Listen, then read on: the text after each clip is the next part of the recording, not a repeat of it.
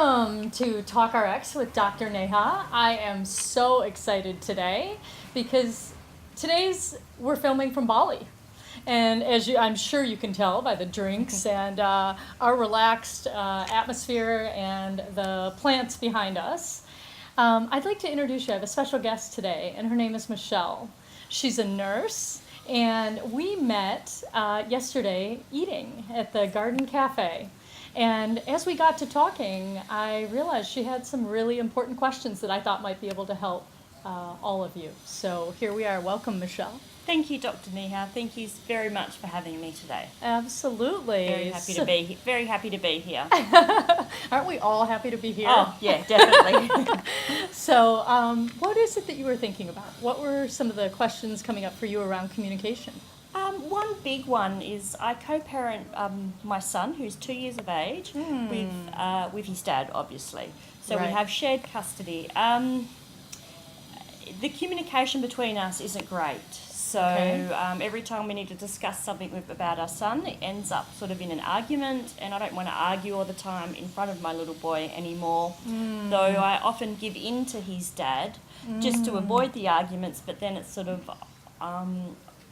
he's overstepping my boundaries. He's getting his own way all the time, and my voice isn't being heard. So. All right. So there's your question. Yeah. Well, this one sounds like a really important question around boundaries. Yeah.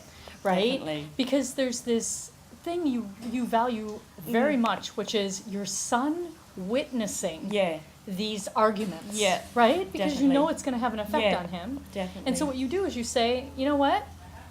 Forget about it. Like, it's not worth it. Yeah. And so you give up, but then the discomfort now is inside you. Yeah.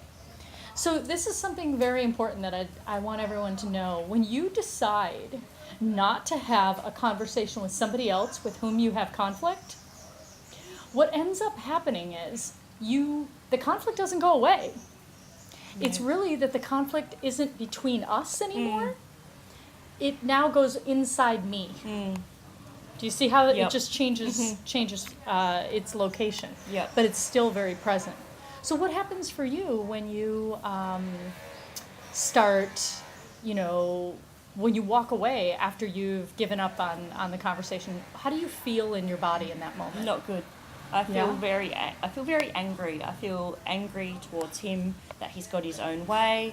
I'm not happy with myself that I didn't get my, voice heard. Yeah. So I don't feel good. I feel like it's eating inside of me, and it's going to manifest, down the track as somehow physically. Yes. Yeah. So you're one of those aware nurses that knows that everything that is physical is not always a physical cause.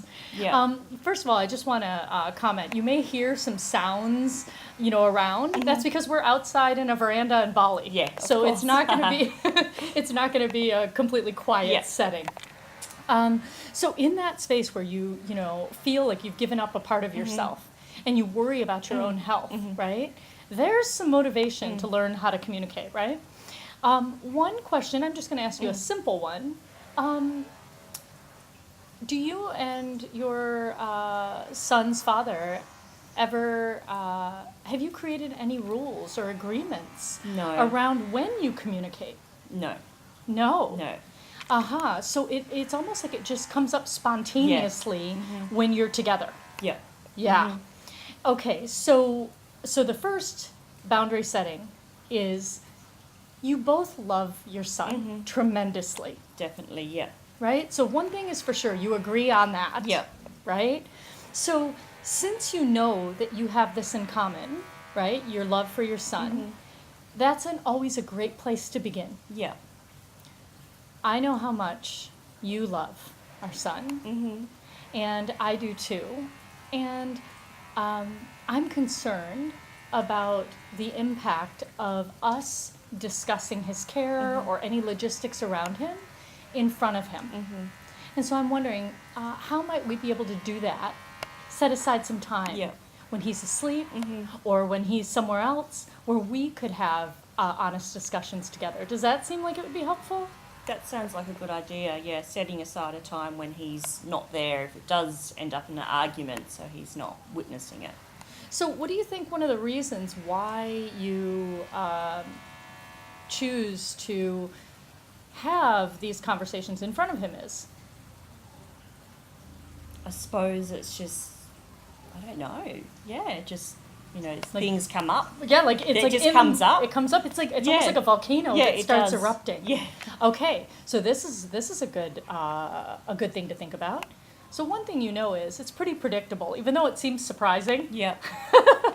It's one of those dynamics that you have been aware of for Yeah. some time, right? So if you're going to bring something up that you think is going to be around that topic, Yeah. right, that might cause some sort of disagreement, it might be good to just, I call it prepping for success. Prep for success. Yeah. So what you do is you say, I'm going to say it to you, like as if you and I were having a difficult conversation. I'd say, hey, Michelle, I wanted to talk about the schedule. Our schedule. Something's come up for me, and I'm wondering when you'd have 15 minutes. Yeah. When would be a good time for you? Yeah. Okay, so what I just did was I said, here's the topic. I need to talk to you about the schedule. Something's come up. I need 15 minutes of your time. I told you how long Yeah. I need. And then I said, and when would be a good time for you? Yeah. Do you see how that's different? Yeah. Now, if what your answer is, it's not a good time. It's Yeah. not a good time. I'm busy. I'm Yeah. busy. Okay. My job is not to take that personally. Yeah. My job is to say, it sounds like right now is not a good time. Yeah. When would be a better time? Yeah. Do you see how that can be like a Yeah. little bit of a trap? Yeah. Like, oh, I knew he wasn't going to listen Yeah. to me. So how does that sound as the very beginning? Sounds good. Yeah? Yeah. And I have a book that has come out, so this is so perfect. So I'm gonna bring it in. I don't always do that, but it's called TalkRx, right? And so it's about thinking we need to write some different kinds of prescriptions, which I think you might agree. Yeah. Yeah, definitely. And so this is about 5 steps to honest conversations that are actually going to create connection for you, so that you'll be empowered, Yeah. and you will now model for your son Yeah. how, in his adult life, in relationships, he should communicate. Yeah. Right? Yeah, that sounds great. All right. Yeah. So does that feel like a good Yeah. beginning? It sounds There's like a good so beginning. much more, but Yeah. I'm gonna defer a little bit to Yeah. the book to make sure that you get the full breadth of it. Yeah. But begin by, if you know something's gonna happen, think through it a little bit ahead Yeah. of time, because this is a pattern, Yeah. Yeah. right? Yeah. So what were some of your takeaways? Just to basically prepare. So if we know it's going to be a touchy subject with him, rather than going in there, angry, actually Yeah. preparing what I'm going to say and say it in a way that gives him that choice as well. So, Yep. is this a good time? No. Okay. Yep. Um, When not- would be a better time? Yeah. Not taking things personally. So a lot of things, obviously, with him is taking all his moods personally.